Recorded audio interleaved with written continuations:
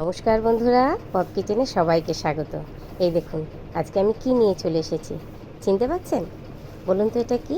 হ্যাঁ, ঠিকই ধরেছেন, এটা হলো পাট শাক। এই দেখুন, বাজারে আসার শুরুতেই আমি নিয়ে চলে এসেছি পাট শাক। আর এই যে আমি নিয়ে নিয়েছি মসুর ডাল।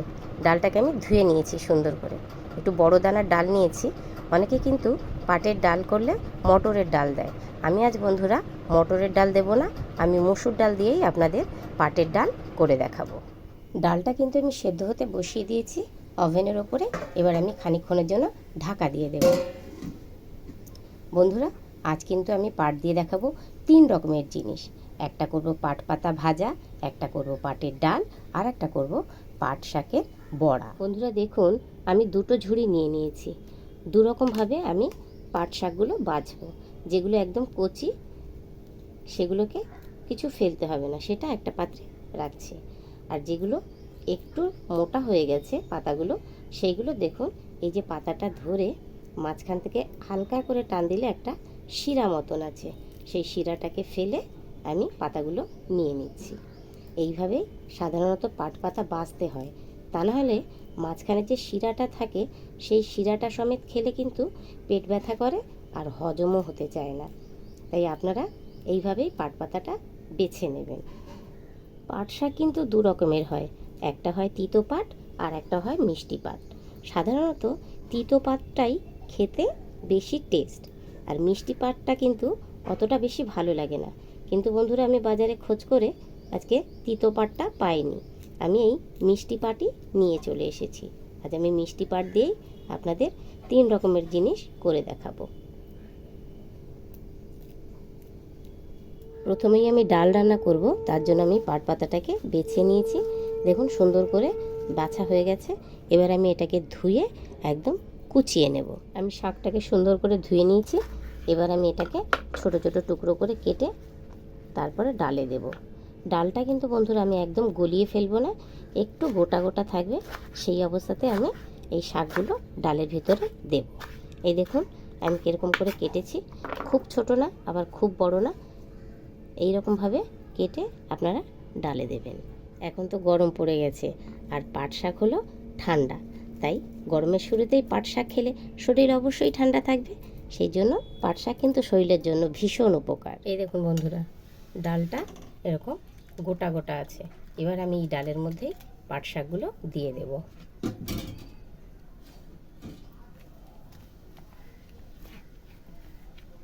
এর মধ্যেই আমি দিয়ে দিচ্ছি লবণ, হলুদ আর চিড়ে রাখা কাঁচা লঙ্কা। এবার এটাকে আমি ভালো করে নাড়িয়ে চাড়িয়ে একটু ঢাকা দিয়ে দেব সেদ্ধ হওয়ার জন্য।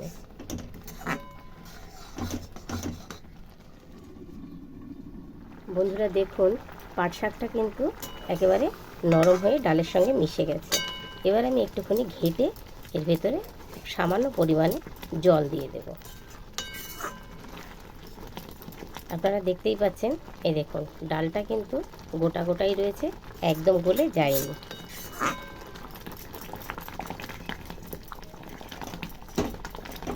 এটা হালকা ঘেটে দিচ্ছি। এবার আমি দিয়ে দেব এর ভেতরে জল। জলটাকে আমি আগেই গরম করে রেখেছিলাম, এবার এই জল দিয়ে দিলাম।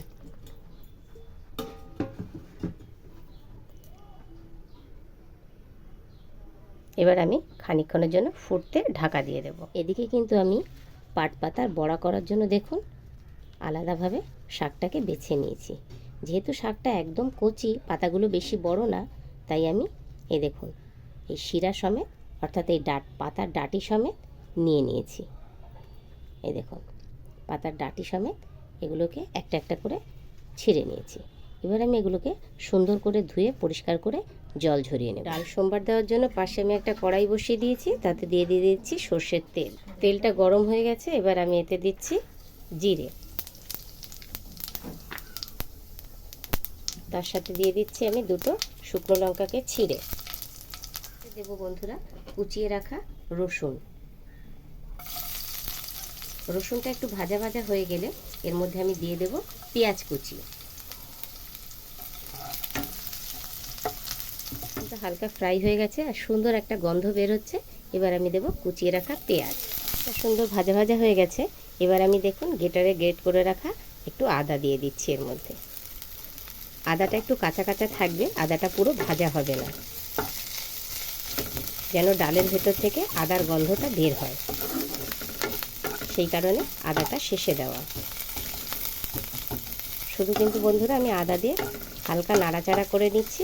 এবার আমি এটাকে ডালের ভেতরে দিয়ে দেব। ডালটা সুন্দর রেডি হয়ে গেছে। এবার আমি এর মধ্যে সোমবারটাকে ঢেলে দিচ্ছি।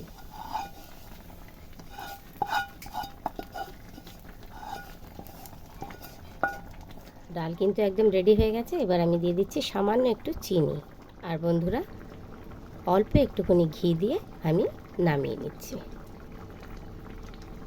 ঘিটা দিয়ে নামালে এই ডালের টেস্টটা একদম অসাধারণ হয়। বন্ধুরা পাট শাকের ডাল কিন্তু একদম রেডি। আর দেখুন ডালটা কিন্তু একদম পাতলা হয়নি, আবার একদম ঘন হয়নি, এইরকমই থিকনেসের ডাল পাট শাক দিয়ে করতে হয়। পাট শাকের বড়া করার জন্য আমি প্রথমেই নিয়ে নিচ্ছি চালের গুঁড়ো, দিচ্ছি লবণ, দিচ্ছি হলুদ, আর দিচ্ছি লঙ্কার গুঁড়ো। এবার দিচ্ছি এর মধ্যে আদা বাটা, আর দিচ্ছি রসুন বাটা। এবার আমি অল্প জল দিয়ে এটাকে আগে ফেটিয়ে নেব। ব্যাটারটা একটু ঘন করব, ব্যাটারটা বেশি পাতলা করব না, তাহলে পাট পাতার বড়াগুলো কিন্তু ভালো হবে না।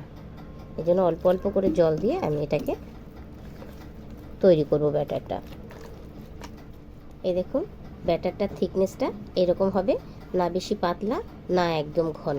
বন্ধুরা আপনারা চাইলে কিন্তু বেসন কিংবা কর্নফ্লাওয়ার দিয়েও ব্যাটারটা তৈরি করতে পারেন, কিন্তু সেই ক্ষেত্রে কি হবে, বড়াটা ঠান্ডা হয়ে গেলে মচমচে থাকে না। আর চালের গুঁড়ো দিয়ে করলে কি হয়, ঠান্ডা হয়ে গেলেও সেটা একদম মচমচে হয়। আমি কড়াই চাপিয়ে দিয়েছি, কড়াইয়ে দিয়ে দিয়েছি সাদা তেল। দেখুন বড়াগুলো আমি কিভাবে ভাজবো। এই একটা পাতা নিচ্ছি, পাতাটার গায়ে এইভাবে ব্যাটারটা লাগালাম। সেই পাতার গায়ে আর একটা পাতা নিয়ে এইভাবে দুটোকে একসাথে করে দিলাম। তার মধ্যে আর একটা নিলাম, নিয়ে তিনটে একসাথে আমি করে দিলাম। এই তিনটে করে পাতা আমি একসাথে ব্যাটারে চোবাবো আর তেলের মধ্যে দিয়ে দেব। তেল গরম হয়ে গেছে, এবার আমি বড়াগুলোকে ছাড়ছি। বড়াগুলো কিন্তু মিডিয়াম টু স্লো আছে ভাজতে হবে, তাহলে বেশি মচমচে হবে। হাই ফ্লেমে দিলে কিন্তু পুড়ে যাবে, অথচ ভেতরটা কাঁচা থেকে যাবে। দেখুন এক পাশটা কি সুন্দর ভাজা হয়ে গেছে। এবার আমি এগুলোকে উল্টে দিচ্ছি। একদম মচমচে কড়া করে ভাজতে হবে।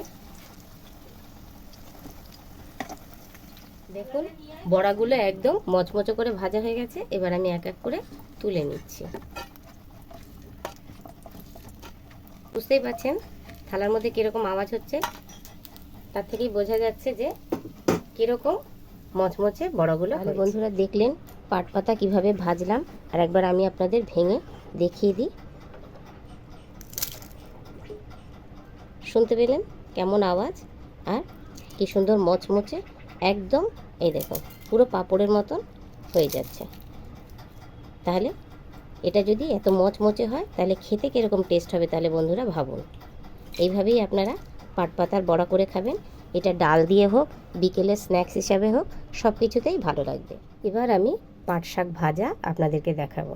তার জন্য আমি নিয়ে নিয়েছি কড়াই, কড়াইয়ে দিয়ে দিচ্ছি অল্প পরিমাণে জল। এই জলের ভেতরেই আমি দিয়ে দেব লবণ। জলটা বন্ধুরা ফুটে উঠেছে, আমি এবার কুচিয়ে রাখা পাট শাকগুলো এই জলে দিয়ে দিচ্ছি।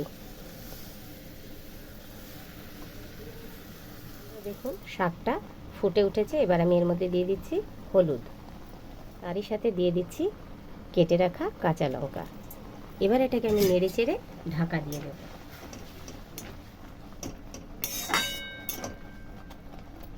এবার আমি ঢাকা দিয়ে দিলাম।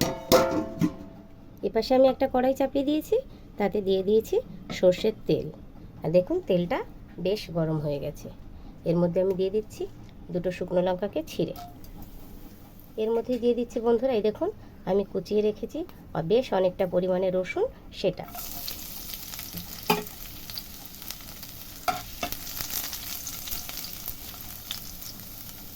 রসুনটা একটু লাল লাল করে ভাজা হয়ে গেলে এবার আমি এর মধ্যে দিয়ে দেব পেঁয়াজ। পেঁয়াজটাকে আমি আগে থেকেই কেটে রেখেছি। এবার আমি এতে দিয়ে দিচ্ছি পেঁয়াজ। বন্ধুরা দেখুন পেঁয়াজটা আর রসুনটা একদম লাল লাল করে ভাজা হয়ে গেছে।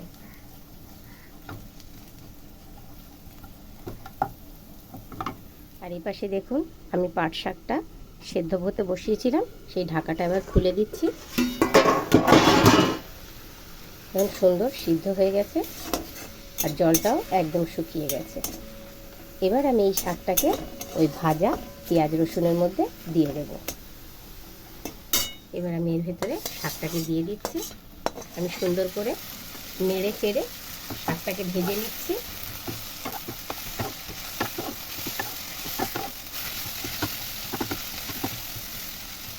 বন্ধুরা শাক ভাজা কমপ্লিট, এবার আমি নামিয়ে। বন্ধুরা আমি এক রকমের পাট দিয়ে আপনাদের 3 রকম রেসিপি করে দেখালাম। এই দেখুন পাট শাকের বড়া, পাট শাক ভাজা আর পাট শাক দিয়ে ডাল। আপনাদের রেসিপিগুলো কেমন লাগলো অবশ্যই কমেন্ট করে জানাবেন। আর এইভাবে গরম পড়ে গেছে, সবাই পাট শাক নিয়ে এসে তৈরি করে খাবেন।